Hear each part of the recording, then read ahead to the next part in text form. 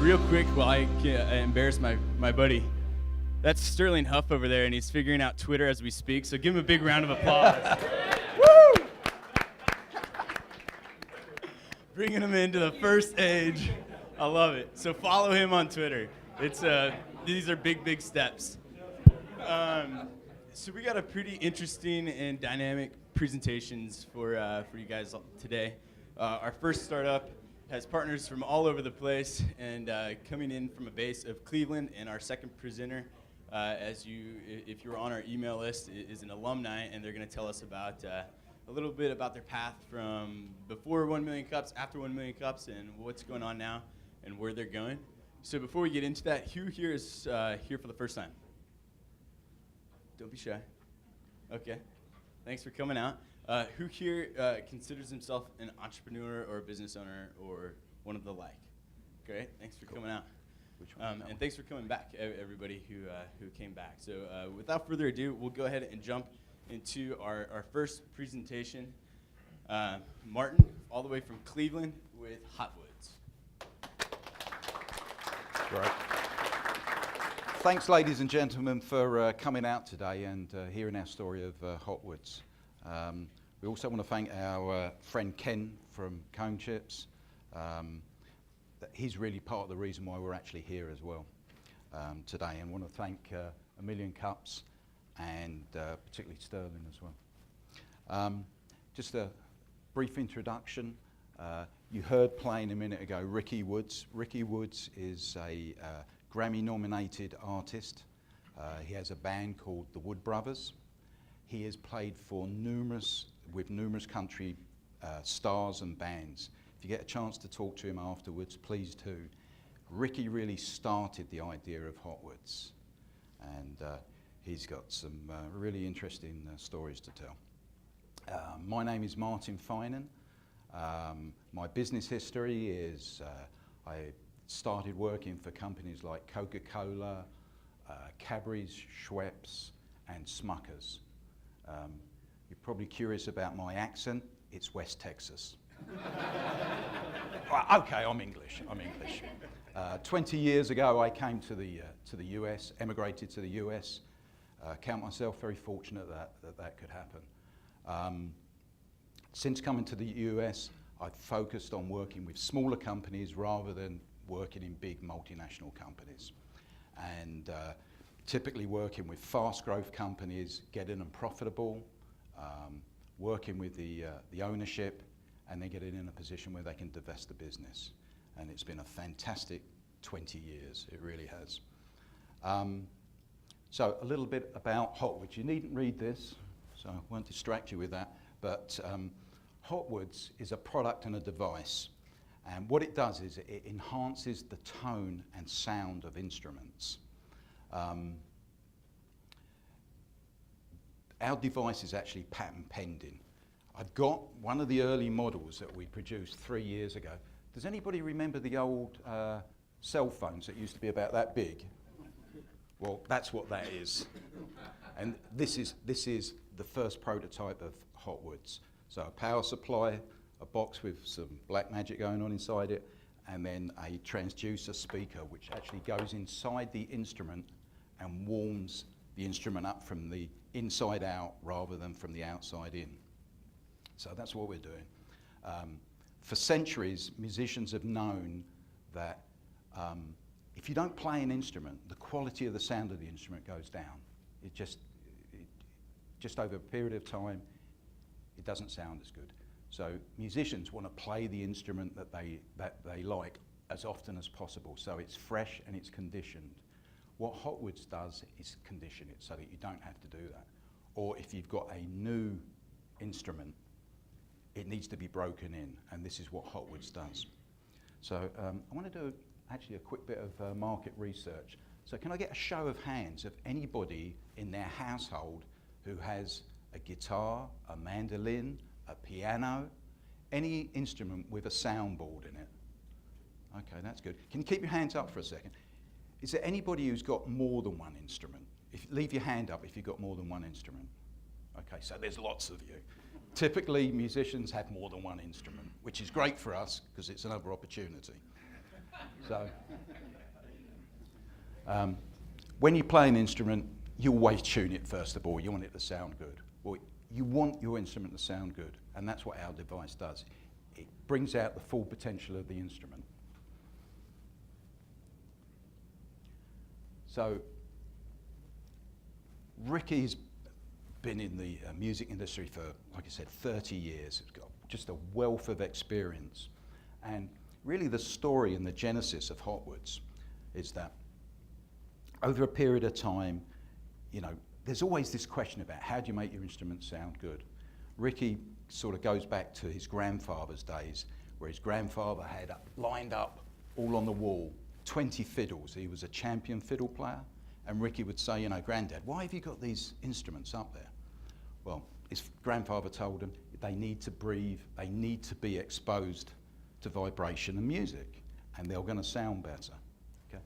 Also, you know, some of the people that Ricky's worked with, he worked with Glenn Duncan. One of the comments that Glenn Duncan has made is that, you know, if you want to break your instrument in, you know, all you need to do is play it 15 hours a day for 2 years and it'll sound great. Most of us can't do that. And consequently, the instruments don't sound at their optimum. So, Ricky had been thinking about this, and you know, how can we get this sound to be better? And we have 4 partners in our group: Ricky, Scott, Dave, and myself. Scott is a luthier; he makes instruments, and Dave is an electronic engineer. Basically, the guys sat down and they figured out a way to do this, and it took numerous attempts. And as you can see, you know, our early version of the cell phone.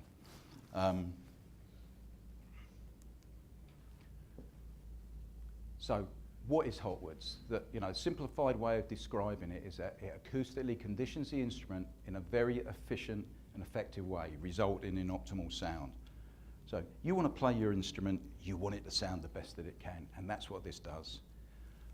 Most musicians, you know, don't have the opportunity to play their instrument as often as they would like. And this goes for, you know, somebody who's playing a guitar to an orchestra. You can imagine an orchestra. You've got, again, musicians got multiple instruments. They're playing their favorite one, but they've got this other one. If you put our device on there and you run it for a period of time, then it conditions the instrument. Over a period of time, it will degrade again, and then you'll need to recondition it again. So what have we got? What's our product offering? Well, we've got 2 patent pending products, and I'm not showing you them today because we're not launching them. And, you know, they're patent pending. We don't want to broadcast to everybody exactly how you do this and what's involved. But we have an enthusiast model, which is basically an app which you will put on a phone or your computer, and then an additional driver speaker unit which is matched to it, which you then put inside the instrument to warm the instrument up from the inside out. That's, we estimate, will probably retail for about $60 a unit.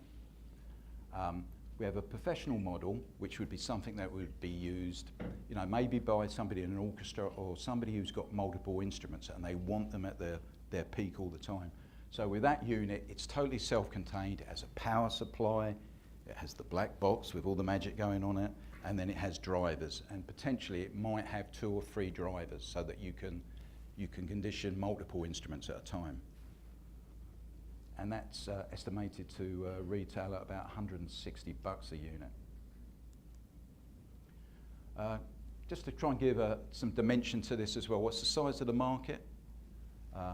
In the US, the fretted market for fretted instruments in 2012, which was the data I could get hold of, it was $1.6 million was spent on fretted instruments. 1.3 million guitars were sold, and I'm still trying to figure out, apparently a million ukuleles were sold. I don't know who's buying the ukuleles, but somebody out there. So you can see, you know, we're constantly adding to this stream of instruments. All those instruments are brand new instruments, and they're tight, and they need to be conditioned. So what can happen is, you know, you buy the instrument, you want it to sound the best it can, you can improve that quality of the sound rapidly basically in about 2 weeks. We were trying to dimensionalise again. This is just for giggles, really. Trying to dimensionalise, how many units would we need to sell to make a business that would make any sense at all? And we feel these are pretty modest numbers. What we did is just to look at, in the States, how many individual units would we need to sell per year in each state in the US? And for the enthusiast model, if we were sold 1,600 units, it'd be about 5 million in revenue. Professional, 625 units per state. We think those are very modest numbers.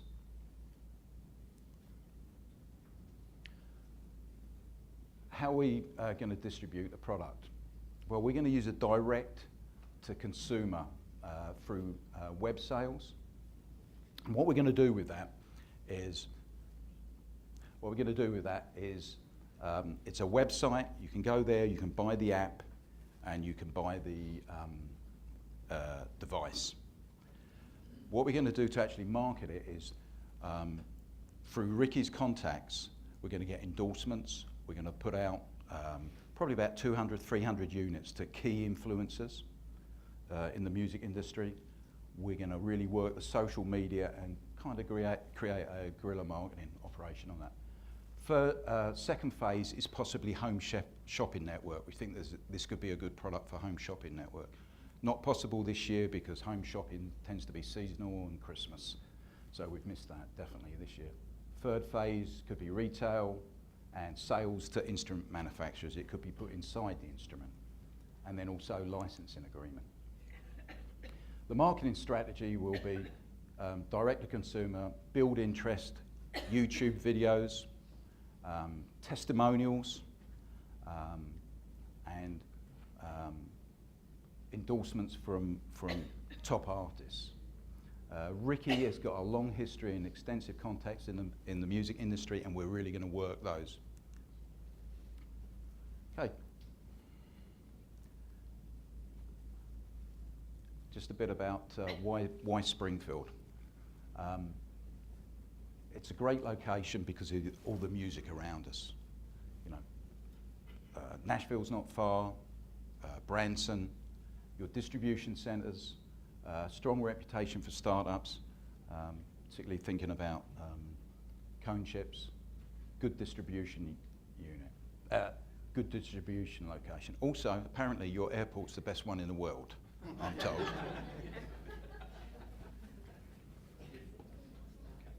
So where are we now? Well, we're moving from the strategic phase to implementation. We're ready to start implementing the Hotwoods. So we're inviting investors to join us and also partners. We're looking for partners. If we find an investor in a location, we want to become local and then use all partners around that. So for us, that could mean distribution centres, it can be assembly, small assembly, and our apps and our software and everything. So basically, we want to stay local and be in one location. Okay. Great, thank you. Thanks.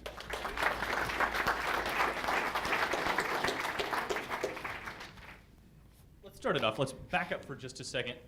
Talk to us about the technology. How did you develop it? What was the concept initially? I see you've got a prototype. Yeah. How did that develop into the final product? And really, how does it work? Ricky, do you want to answer that one? Well, I'll be glad to tell you how it works. Hi, folks. How you doing? For years, the instruments of our world has always been about growing old and the sound. Technology has got so advanced that by endorsing instruments all these years in the major acts I've worked with Dolly Parton and the Kendalls and of course John Denver, and I endorsed all these wonderful instruments. But the technology basically is because there's so much in the last 20 years, this insurgence of getting a great instrument, making it sound like it's 100 years old is very important. The instrument that sounds twice as good is basically worth 10 times the money. That's why a Stradivarius is worth $5 million today. A Lloyd Lower mandolin is worth $850,000. That used to cost $100 in 1930.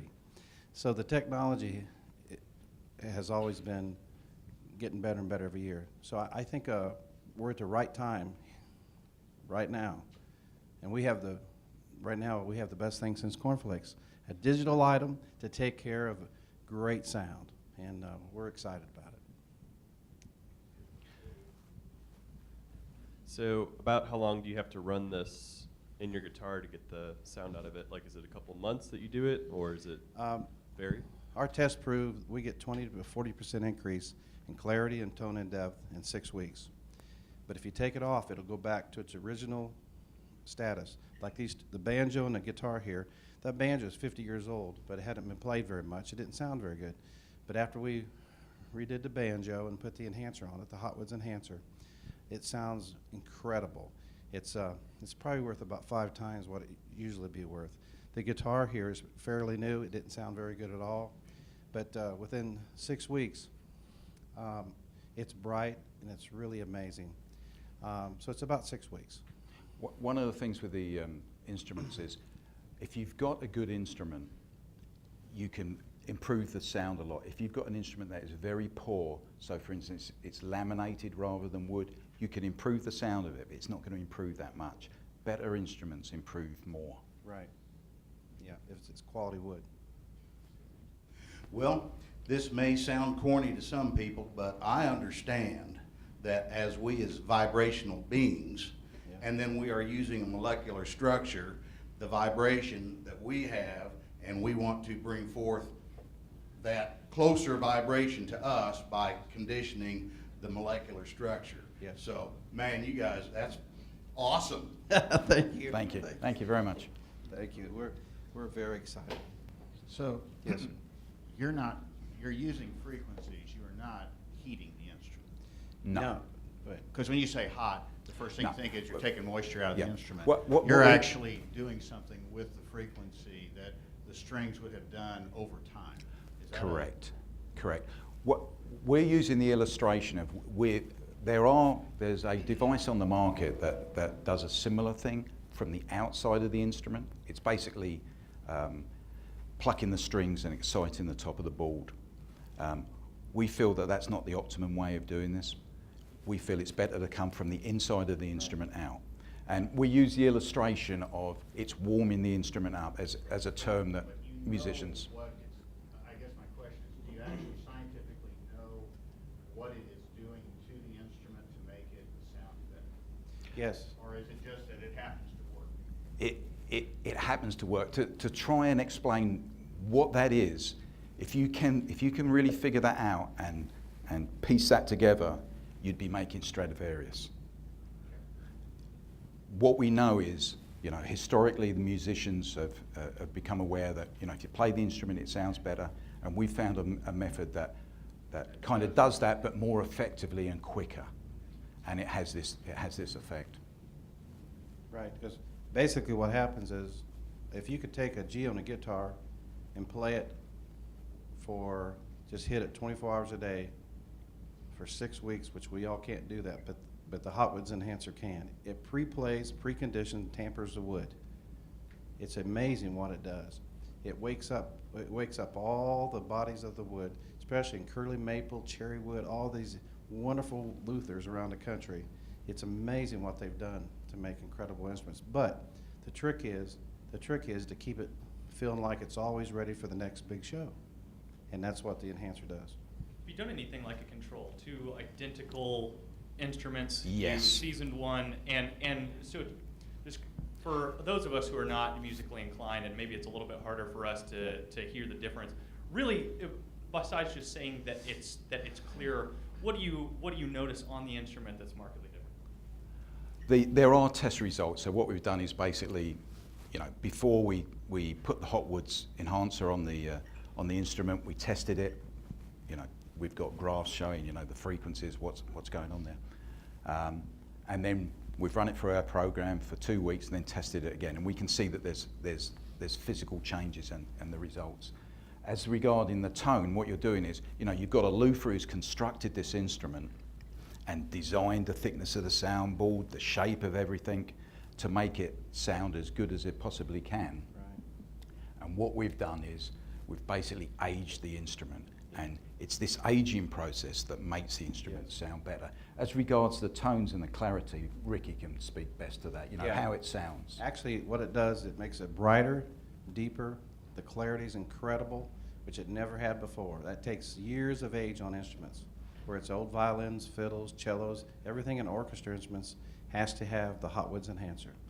Absolutely, I think all the guitar makers, before it's over, will have to approach us to make sure before they sell a guitar out in the market today, they have to have the enhancer to make sure that, because people are tone crazy right now. They want to hear that beautiful instrument. If it doesn't sound good, why pay a dime for it? Think about that. Why waste your money on an instrument that does not sound good? Go ahead. Yes, sir. I'm a brass player, and I've played in several bands over many, many years, and I've recently been able to hear the Glenn Miller Orchestra do some things over the last few years. But I don't think they sound as good as they used to 50 and 60 years ago when they had the old instruments. Everything's really crisp right now, but it's not aged like you're talking about. Right. Can you do anything with brass, or is it just all string instruments? That's not something that we've looked at, so I really couldn't comment on that. Right. Is this like a standalone product? Is there a power supply or something that goes with it? And if so, like how long is the power supply? Do you have to change the batteries? Okay, two versions of it. So you've got one version which we're calling the Enthusiast model, which is less expensive. And basically what that's using is an iPhone or a computer. So you're basically using that hardware to drive the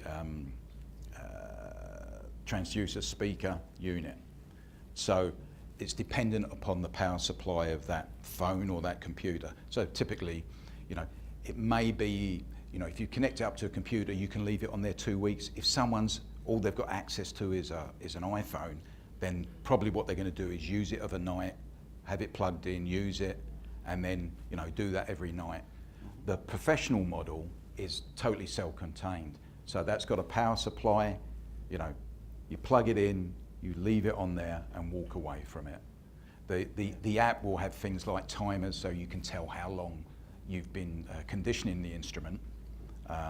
So that, if you're going to do it, every night, it's obviously going to take longer to do it than it would do to leave it on there for 2 weeks. And typically what we've done with new instruments, and we've done some really nice, got some fantastic feedback on some beautiful instruments, high quality instruments, where people have put the unit on for 2 weeks. They've then played it, and they're just glowing about the sound. Mm-hmm. Actually, let me explain. If you're a guitar collector, like car collectors, my friend has 10 muscle cars worth $2 million. Well, the Martin guitars. I have a friend that has Martin guitars. He bought them for investment reasons, and they're worth a couple $1 million from 1928 till today. But the worst thing that it's not doing is sitting around in a case not playing. That's the worst thing that can happen.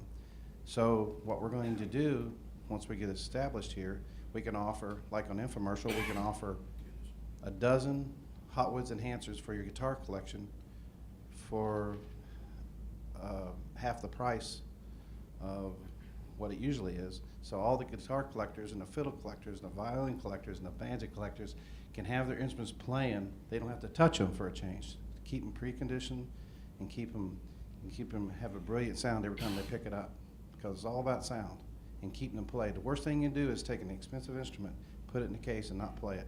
It falls asleep. Ladies and gentlemen, it falls asleep. We can't let that happen. In today's age, we can't let all these wonderful instruments fall asleep. So, let's see here. Does this sit down inside the side of the guitar? Does it sit next to the electric acoustic adjustments, or? It's actually inside the soundboard, and that's I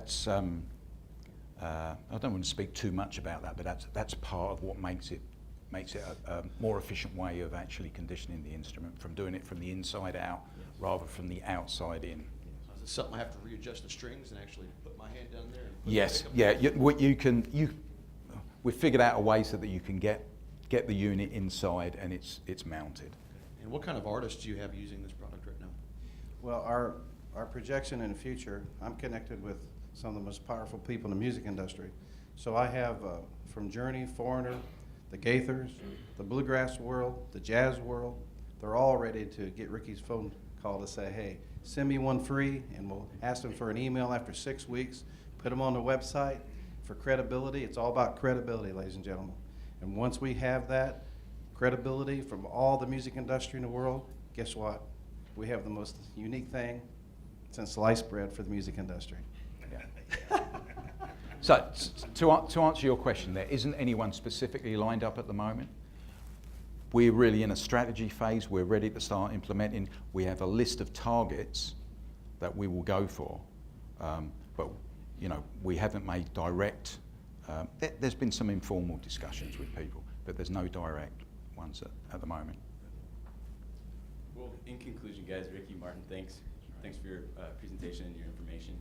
We always ask, you know, what can we as a community do for you? So besides investing in partners, if you can maybe tell us a little bit about what it is that you're looking from us, what is the most important thing that we can help you with to advance Hotwoods and to get this product to market? I think if you've got any suggestions, I'd love to hear that, or comments that can help us, you know, so that we're more focused and can kind of sharpen the sword on this a little bit. Yes. Also, obviously, you know, we are in a phase where we are looking for investors, and we're also looking for partners as well. So anything that you can help in that, and tell your friends about Hotwoods. Yes, absolutely. You know, Martin, we invented this 5 years ago, and we've pounded on doors. We've prayed about it. Anybody that's invented anything knows what we've been through, and we just ask them for your help because we have something real. It's a first on the market, and guess what? We're excited about it. We need your help. Thank you very much. Great, thank you, guys. Thank you. Thank you, Martin and Ricky. That was great. Hey, some quick announcements. The Springfield Collective, this Thursday at 9 a.m. at the Coffee Ethic. Anybody here from the collective? I'm not. Nope. Okay. The Matter Group meets next Thursday here in this room at 4:30. So if anyone's interested in that. Real estate investors, if you're interested in learning more about that, they also do some classes that help you invest in real estate. And Sean and Brad are here. Their meeting is September 18th at Pasta Express on Republic Road. So if you're interested in that, see these guys. Also, the Go Big Pitch competition is, I think the registration has been expanded to September the 8th. Is that right, Ryan? That's right. We were always kind of nervous about having such a short submission time period, and we were able to tweak some things on the back end so we can extend that. So one more week. So if you're interested in pitching and making some money, you need to register. I think that is at the Business Expo on October 2nd. I think that's correct. Also, Rihanna is here, and we've got, if you're interested in learning how to write a better business plan, we've got several classes offered through the SBDC. So, see, next. Wednesday and Thursday evening, how to prepare the ultimate business plan, right here at The ultimate. And that comes with software, that comes with a whole host of things to help you entrepreneur. That's great. Hey, we've got something a little different coming up next. You know, since we've started this in February, we've had new presenters each week, and we're really appreciative of all the presenters that have stepped forward and gotten in front of 100 people and laid out their business plan, and also appreciative of everyone in the crowd that keeps coming out and supporting this. But we have what we call a refill program, which basically means after someone is presented and they've had, you know, some significant things happen in their company, we want to bring them back and let them update their group on what that looks like right now. And we've got several people that we'd like for this to, we'd like to bring over the next several months. But our first one is Mr. Ken Craig with Cone Chips, and was so good to bring some samples in. And I think the sample's already gone. I know I've got mine, so. There's a few more back there. Yeah. So anyway, Ken. All right. Well, thank you for having us back. I must say that this has turned out to be quite a thing for Cone Chips. Coming here to a million cups has really advanced us, and it's kind of blown me away a little bit. We've got a lot of help here. I see Joe Costello in the back there. Joe is one of the guys that's got the building, and he's helping us get that together right now, and that's very greatly appreciated. And that was through, again, Million Cups. So I thank you for that. Ryan Mooney from the Chamber. He has set up a few things for us that really worked out well. He got us in front of Walmart, and we got picked up. Way to go, Ryan. We just got the Bass Pro contract last week, so now we got the Bass Pro line. So pretty soon we'll have our machines in here. We'll be in the building there with Joe and start producing out these cone chips and get them to the places. Right now, the priority is getting the machinery and getting into the building.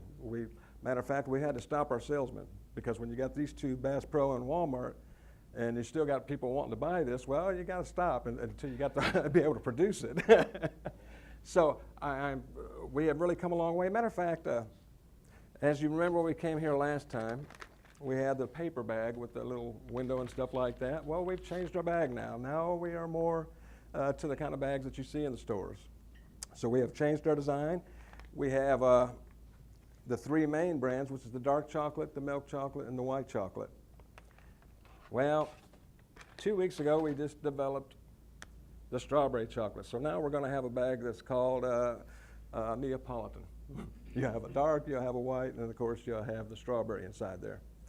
So anyway, I'm just very grateful for Million Cups and what they've done and what the doors they've opened up. One of the things that I really wanted to talk about was everybody here. You guys are doing what has been done back in the old days, in the 20s and the 30s. When a farmer or something like that, a barn burned down or something like that, the family got together all around farmers. They picked up, they helped, they built it back up. You guys are doing that for businesses in your community. That is awesome. That's what America needs to get back to. And this Million Cups organization, they're doing that. So anybody that you know that's got an entrepreneur or a startup, send them to this. This is incredible. It's really opened up a lot of doors for us. As a matter of fact, it's opened up so many doors that I haven't got to talk to half the people that I'm supposed to talk to yet from this organization. So I'm very appreciative. You've done a great job for the Cone Chip Company. We are at the scene, like I said, right now. Once we can get into this, the factory and get everything going, we're going to explode. And it's all a start thanks to Million Cups. So again, Ricky and Martin, they got an awesome, awesome device. And if you're not a musician and all, that's a little bit difficult to understand what they've really done. But they've taken a Kmart guitar and turned it into a Martin. That's what they've done. So it's very, very, very good. And especially when they get their app form out, everybody can use this. Everybody. Now, again, I just want to say thanks to the Million Cups and to everybody that's in here because all of you are Million Cups. Everybody here is helping, and I'm very impressed with them. And again, thanks to the Chamber, thanks to Joe, and other people that we're dealing with right now. We are in the middle of our investor. We just finished our last meeting yesterday, and we're going to have an answer on our money by Thursday, which is tomorrow. And so my stomach is just going crazy. But we do have 4 or 5 more backed up after this one in case. But it's kind of easy for an investor when you already got some big accounts. It's kind of a pretty well done deal with my money. It's covered. So anyway, guys, I just want to say thank you very much and to give you this little bit of an update about the cone chips. And if you have any kind of questions, feel free to ask them. Awesome. Thanks, Ken.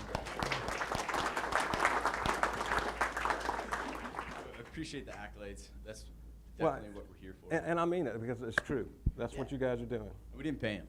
No, they did not pay me. We got a big budget, but anyways, can you tell us a little bit about how Cone Chip started for those of us who maybe weren't here for your first presentation? Sure. And just give us a little bit about how the idea came and how you got to this point so far. Okay, I'll give you the quick story. 30 years ago, a guy named Edward Lowe had an ad in the newspaper, and this was in St. Joseph, Michigan. He had an ad in the newspaper, and the newspaper said that he was looking for inventions because he wanted to invest in them. Well, like I said, he's the guy that invented kitty litter and made himself a multi-million and now a billionaire. But anyway, I invented a thing called a retractable seat cover for new cars. So it could hide under your seat and you can put it up when you don't want to mess with your car and all that good stuff and you let it go and it goes back down. Anyway, I got an appointment with him. And during that appointment, he said, well, this is a really neat device. This is really cool. But he said Ford, GM, and Chrysler will change one little knob on that, and they're going to own it. He said, so it's really not what I'm looking for. He said, what I'm looking for is a repeat item, something in the food industry. And then he explained his kitty litter was a repeat item. Every week or two, somebody's going to buy his kitty litter all over the U.S. And they did. And so I thought about that. I said, oh, that's pretty neat. Well, on the way home, I stopped at the Dairy Queen like I usually do and get my chocolate shake. And when I did that, there was a woman and her son there. And they both got their little chocolate dip cones. Well, she handed his to him first, and then she gets hers and pays for it, and they're at the window outside. She turns around and accidentally knocks the cone out of his hand, and it hits the ground. I saw cone chips. Even the word came to me the first time. And so when I saw that, and I put all that into my head, repeat item and all that good stuff, I immediately went home, got out a big old piece of paper, drew the cone chip, wrote the name down. Then I decided, well, this is so good, this is going to go crazy. I went to the bank and did a poor man's patent, so to speak. I went to the bank and had the lady do the signing on it, the notary, and then I mailed it to myself. Of course, I didn't know nothing about that, but it didn't mean anything at the time. But anyway, I did that. Well, now we fly 30 years later. I let that go. We made a bunch of them, and the family ate them and all that, and I just let the idea go because I got into music. And so the music took away my cone chips. But 30 years later, I'm here in Springfield, and I'm with the imagery department in Bass Pro, creating their trees, their waterfalls and rocks. And my partner that I have now was talking about different inventions and stuff like that, and I mentioned the cone chips. And he said, cone chips? Yeah, so I explained what they were, and he said, well, make some. He said, I got a little money and stuff like this. This might be some. So I made some and brought them back to Bass Pro. Everybody ate them like crazy. They asked me to bring some more. So I made some more. They ate all them up. Matter of fact, they were starting to steal them. So it was pretty wild. And so he said, we need to do this. Why don't we, if I get the money here, I'll partner up with you. You put it together, and et cetera, et cetera. We did. And that's where we're at today. Now we got a product that is very favorable. We started by putting it into theaters in Branson. We did that for one reason. We knew that if they got into theaters in Branson, that the people from all over the U.S. that come to Branson are going to take them home. And they did. Within the first 2 weeks, I get a call from a company out of Minnesota. And this company said, are you the cone chip people? I said, well, yes, sir. He said, well, I'm the vice president of sales and marketing with so-and-so. And he said, oh, I got your cone chips sitting on my desk. And this is Minnesota. And so I said, oh, okay. He said, we have 4,000 convenience stores that we distribute to from Florida to Minnesota. We'd like to carry your product in all these stores. I said, sir, I can't even provide for the theaters in Branson, much less all the convenience stores. We had just started up, and we have a small little startup. 2 days later, I get another call from another company called Delaware North, another major distributor I never heard of. And the reason I never heard of them is because they handle the concessions to most all the pro sports stadiums in America. A multi-billion-dollar company. I had no idea. And again, I had to tell him, no, sir, we can't do nothing with you because, again, I can't provide the area that I'm in the little town. So they forced us to grow and think fast. And that's basically how Cone Chips got started and how we got started. So after that, I came and we got a hold of Sterling, and we passed the Million Cups protocol, came here, and now I'm back here and giving you a little update. So that's how it started. Quite a story. So that's wonderful. We're so happy to see that you've seen success. I noticed that you changed your packaging, yes. And I also noticed that was a suggestion that one of the audience members made at yes. your last presentation. Tell us how you took in a bit of the feedback and incorporated into your business plan. Well, and that's another good thing, because we got feedback from a lot of different people. And we did have to make some changes. As a matter of fact, we got to make some changes for Walmart even. And one of the things that we do, we have to learn during this experience, because this is new to a lot of us. So a lot of you entrepreneurs out there, when you think you got your business down, you got your plan and everything, guess what? There's a lot more to it that comes up from the people you're going to be dealing with. For instance, as you notice, I got 3 flavors here: milk chocolate, white chocolate, and dark chocolate. Walmart, very smart, right off the bat, caught it. I didn't even see this. Our chip has the dark chocolate on every bag. I didn't know that that's called false advertising. If I got a white chocolate without a dark chocolate chip on it, that's false advertising. We had no idea. So for Walmart and for everybody else, our bags are being changed again. The white chocolate will actually have a white chocolate chip on it. The milk chocolate will actually have a milk chocolate picture of a chip, and et cetera, et cetera. So there's things that come up and pop out at you that you really don't expect, and you can't see everything. And that one I should have saw, but I didn't. I thought, oh, that's a nice looking bag, we'll go with that. But now I know. This investor you have, is he going to be enough to take you into all the sports stadiums, or are you going to have more investors as you go? Is this just a stopgap? The only thing that we want our investor for, the only thing is our machinery and equipment. We got salesmen, we got the best there is. Matter of fact, as you guys know, we got the top of the line timeshare guys. So you're not going to get over them. But you times that times the product, it's a done deal. So we actually had to stop our sales right away until we get this factory going now. We got an in with the Boy Scouts. Now this is very big. Again, I had to stop everything until we get running with the machinery. If the Boy Scout deal goes down, cone chips will be the Boy Scout product like a Girl Scout cookie. If that happens, and they even touch the Girl Scout sales, what the Girl Scouts do, the Girl Scouts for the last 11 years in a row have sold over 200 million boxes every year. Whoa, that's a lot. Are you going to be able to buy more machinery off of your sales, or are you going to have to spend That we are going to, matter of fact, we think we're going to be putting in machinery week after week after we start. So Ken, last time you were hoping that somebody picked you up. This Right. time, this time we're hoping they stop. So exactly. So you're encountering a whole new set of problems Yes. right now. Yes. Where you need to pick what channel is going to be best for the long-term growth of your company. Tell us how Yeah. you're evaluating that. You're balancing Bass Pro, you're balancing the Boy Scouts of America, you're balancing an opportunity with Smuckers. Mhm. Which one is going to be most beneficial to you and your investors in the long run? Well, the Boy Scout one, like I said, if they do even what the Girl Scouts do, or even half, or even a quarter of what the Girl Scouts do, well, let me give you a little hint. If they did what the Girl Scouts do, it would take me 28 machines running 10 hours a day, 365 days a year to make one order. That order, that's outrageous. So that's what it would do. But it would also make the company well over $100 million in revenue for that first year with that deal. So we've had to look at stuff like that, and then when you're looking at that too, now that sounds good, that big order, but now what am I going to do to distribute to get that order out? I got to do my shipping, I got to do my packaging. All of a sudden, things pop up at you that you're not expecting. That you got to pay attention to every little detail. To give you another idea again, Bass Pro. Dealing with Bass Pro, just going over their literature and their stuff that we got to do for them. There's special labels that's got to go on your cartons that go out. So it not only identifies your batch number and your product, but now you're dealing with another person that you got to identify that stores that they go to, because they're going to warehouse it in one warehouse, and they're going to send it all over to the U.S. Well, they got to have certain tags and certain numbers to know where that pile and what store they're going to. So that's another thing that we had to learn right off the bat too, that I wasn't quite prepared on. I was thinking, okay, Prime Trucking, they'll take them out and go. No. So there's quite a few things like that we have to pay attention to.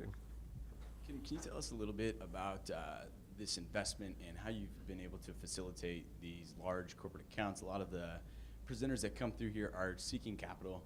I don't think they're necessarily ready to take on capital. Right. Can you tell us a little bit about the team, the people you've brought in to help facilitate setting up that aspect of bringing on north of $5 million in your seed round of investment? Okay. Well, one of the things is one of my partners from a long time ago I brought back in, because he had been in the business in the finance world. He had actually been in with group investments, and so he knew a lot of the stuff that I didn't know. So we used him right off the bat. I had a lot of connections that were money people, but I wanted the right person to talk to them other than just me. Because, I mean, when you know somebody, like you've known me or whatever, for a long period of time, you say, well, Ken, he's a joker, he's fun and all that, but I ain't gonna talk no business with that guy. So when you want to talk the big bucks and all that, you bring in the people for you that can do that, and that's what we've done. So I don't have to actually If they need me or something, I will be in their face, but if they don't have to, I don't want to be. Let's talk about the scale and the growth, the scale and the growth of your employee base. As I understand it correctly, originally the cone chips manufacturers were a bunch of Amish ladies. That's correct. Right. So now it's a $5 million production facility. You're wanting to locate it here in Springfield. In fact, not too far from here. How many people are you looking to employ? What's the job base look like? As it grows, if we get up to our 10 and 12 machines, is what we're wanting to get. Some of us wanted to start out small with a couple machines and all that. There's no way. There's too much that already just between Bass Pro and Walmart. So we're going to start with 12 machines. 12 machines with all the people on the machines, our distribution, our financial, our offices, our receptionists. We're going to look at somewhere around 48 people to start with. And then we plan on being up to about 90-something within the first year of the machines being in. With going into big retail stores like Walmart and everything, have you had any problems with like the Food and Drug Administration, like getting your product through the government? No, actually we did all that stuff at first. We had to take care of that when we first started manufacturing. Before we even got into the theaters, we had to deal with the FDA and all the local and the state laws. And there's a lot of laws, especially when you're processing food. The neat thing is we shot right through them. And it might be because some of the inspectors loved them. I don't know. But we did go through all that. So and that's another, and we're going to go through it again, because when we get into the big building, the big factory, and we're going to have to do it all over again. But we're ready for them. So the more delicious your product, the less red tape. Yeah, well, and I hate to say this in front of a million Cubs, but I'm going to, because it's reality. One guy asked, well, how do you get in front of the big people and the big companies and stuff like that? Play dumb, we're new. We can actually walk in and say, oh, are we supposed to make an appointment? And it's worked awesome. That's great. That's great. First, congratulations. I think that's amazing. I think it's awesome that you're going to keep it here in Springfield. Or yes. Are you basing it out of Seymour? Is that what No, you're saying? that's where we're doing them right now, but we are coming right here in Springfield. Okay, and then are you going to do all of your own distribution? It looks like doing with these different companies and stuff like that, we will distribute to their warehouses. Okay. Local distribution, yes. Okay. Matter of fact, we're dealing with a company out of Marshfield called Impulse right now, because they could take up all of our slack of what we're doing in Seymour while we're still doing our investment stuff. So I don't have to go back out. Matter of fact, the bad thing is that I can't take care of the Branson theaters this year. And so a bunch of places that we started with, I can't fulfill them because of what we're doing right now.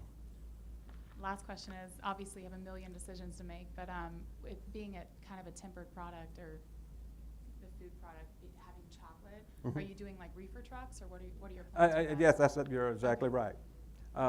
Now, we got a chance to do a little bit something like, they said something about the Home Shopping Network, that what they want to do. Well, we've already been contacted by them. And a deal on that would be fall. So we might offer a package or something like that, it might be sort of like the monthly pie club, where we'll send a case to somebody every month or something like that. So we're going to do something with the Home Shopping Network, but it's all going to be fall related because of the melting pot. Yeah. Mm-hmm. Yes. Maybe several questions here that might follow, but the first one is, you talked about that many employees, 90 people. Number one, I guess, what exactly do all of the employees do, and is there any way in your brilliant mind that you're producing these that you can do more equipment instead of people? Yes, there is, but right now, that's actually been what a lot of us are griping about in America. We're sending companies overseas, we're cutting down, we're automating, we're messing people's jobs up, et cetera, et cetera. I want to, the people are the blood of the company, and we're not going to be one of them that are money oriented. I mean, this is going to make money, we know that, but we want the people, we want to help the families, et cetera, et cetera. We don't want to cause the problems that we're facing right now. So this company is going to be a little bit different than that. We may get a lot of flack for that, we may not, I don't know. And actually, I don't care, because it's all the people that make these, just like what you're doing here right now. So that's what it's about. Matter of fact, Our line workers will start at 15 an hour, which is our minimum wage. And so we want to make sure, like I said, we're also going to be a profit sharing company. We want the people to have a good Christmas. So our profit sharing, we will make sure it's done like a Christmas bonus type deal. So we want to keep everything, well, let me put it this way. We have a Christian foundation in our company. And people are a part of that. We are believers. And believe me, none of these doors would have opened like they had we not. So anyway, that's the, yes. I think picking Springfield in general is, it's a key strategy for you all. I mean, with Prime shipping being local, one of the biggest, refrigerated trucking industries. But have you looked into like their connection with the Walmart distribution centers across the nation? Well, actually, my brother is a trucker too, and he has done the Walmart stuff. So he's actually wanting to come down. Well, I know Prime has done deals with Walmart and their distribution centers. Yes. So I think, especially with your deal with Walmart, that's something that. Well, Prime was one of the big advantages and one of the big reasons that we actually chose this area. That and the fact that we are like the crossroads here to everywhere we want to go, to the west, the east, the north, the south. So yeah, you're exactly right. And that was part of our decision was because of Prime. Whenever you whenever you get to the point to where you've outgrown your resources in the building that you're working on getting right now, are you going to develop a larger factory in Springfield, or have you looked at putting factories all over the United States? That's a good question, because our original plan was for 20 micro factories, and what we considered a micro factory was a 5-machine plant. And then we would have put them in strategic places. But the way the orders have, the way we're doing right now, like with Walmart and the Bass Pro, they use major warehouses. We don't have to be spread out all over. Actually, we'll just take to their one warehouse and they do their distributing. That's one thing I like about that, because that's going to save us a little bit of funds ourselves. So, yeah, that's about the way we're going to play down. One question. Sure. If I have enough money, what's to stop me from copying your chip and competing with you? Well, first we beat that right off the bat. We trademarked it. We grabbed it. Cone Chips is not the only name we own. We've tried to figure out everything you could name this kind of product. We grabbed them. They're going to be hard for anybody to come up and name a product like this. And if you do come up with one, well, we're going to be up there in size. We're going to get big, and we will come back to this one little word up here, the original. And so if somebody comes against us and they really want to play, and we feel the pressure, then we're going to come back against them in a marketing strategy talking about the original. There is nothing like the original, et cetera, So we have plans for that. We've already looked at that. But we've also got, we're already way ahead of the game because we have new product to come after this. We have developed what's called a power chip, which will be an energy chip. We have developed another chip for the ladies and stuff like that called Serenity. It's a nighttime sleepy chip. Eat 2 or 3 chips and you're out.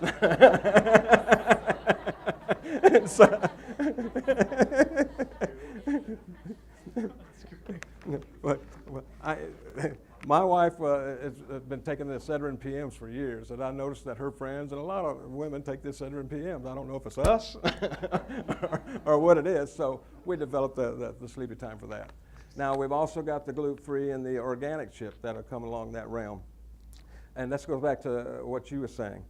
We're separating our companies, our factories, not for logistics, but for what we're doing. For other words, one place will facilitate with the nuts. We don't want to cross-contaminate, so we'll have to have another section for one without nuts. The same thing goes with the gluten-free and the organic.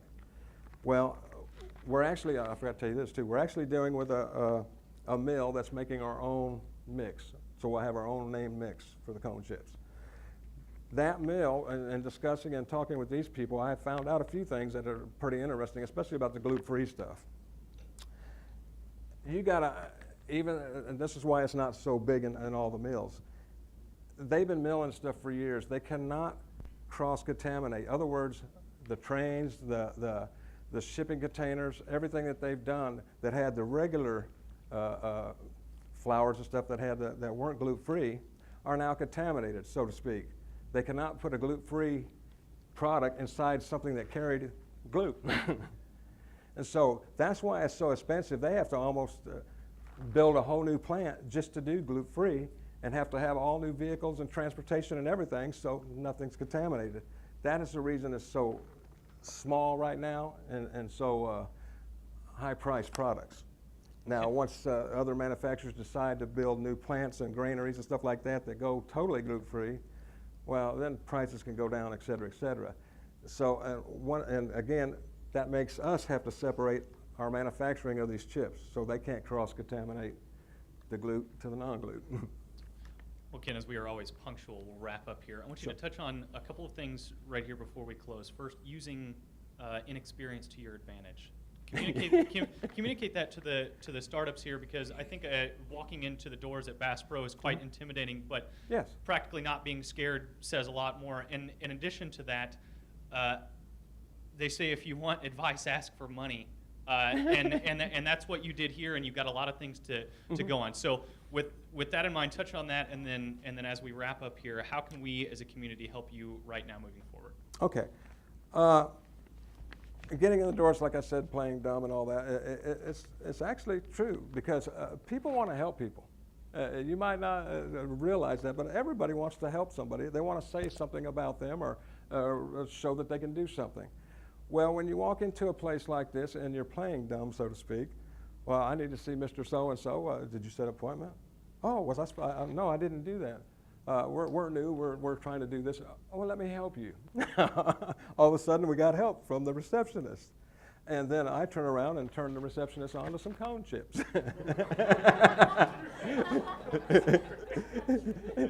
and then if she wants me to make an appointment, I make an appointment and I leave. But guess what happens when I come back from my appointment? She turned them cone chips to everybody in that office. She bragged about them to the boss and to the guy I got to see. So when I come back, they're ready for me. They're waiting for the cone chip guy. So now, how can we as a community help you? As a community, you can help me. Just keep doing what you're doing. Now, like I said, we got other investors that we're talking to. So I'm still not really having to do with that kind of stuff right now. But one of the things that I really like, again, is you're helping the community, but you're not just helping investments. We've already used a lot of services from people in here, and we're going to use a lot more. So again, just keep being the Million Cups. You guys are doing it right. That's great. Thank you, Ken. Thank you. Everybody, we'll wrap up right on time here. First, I'd like to thank our presenter from Cleveland for coming today. We really appreciate you making the trek out here to present to everybody. The round of applause, if that's all right. Ken, thank you for coming back and being a great testimonial to our audience. I know that everybody here appreciates your story, and we appreciate the kind words that you said about A Million Cups. We often thought to ourselves, is this working? Is bringing people together, helping people solve problems the thing that we needed to do? So we reached out to our presenters, and the answer has been a resounding yes. So thank you to the audience for making a difference in these great companies, and we look forward to seeing you again next week.